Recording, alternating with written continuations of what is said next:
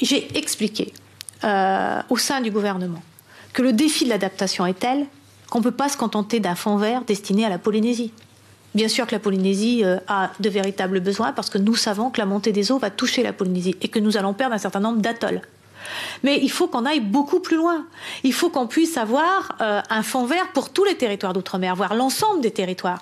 Et on voit bien que si on veut compter sur le petit budget de l'outre-mer, même si je suis ravie du montant qui est en augmentation aujourd'hui, le défi, il est tout autre.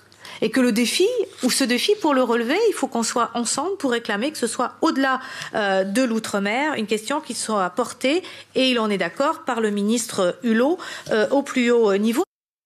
Annonce vertement critiquée sur les réseaux sociaux par la députée Maïna Sage.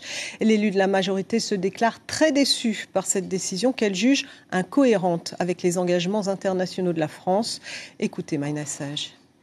Ce fonds avait le mérite d'exister. Il était loin d'être peu doté. On a quand même réussi à dégager 25 millions d'autorisations d'engagement sur 2017 et environ une dizaine de millions d'euros en crédit de paiement. Donc c'était pas rien non plus. J'ai entendu le message de la ministre. Elle souhaite que ce fonds puisse être porté au-delà du ministère de l'Outre-mer, par aussi le ministère de l'Écologie et peut-être d'autres fonds. Ce qui m'inquiète, c'est cette rupture assez brutale d'un dispositif qui était en plein développement, en plein essor, qui allait permettre la mise en œuvre de projets qui aujourd'hui sont arrêtés.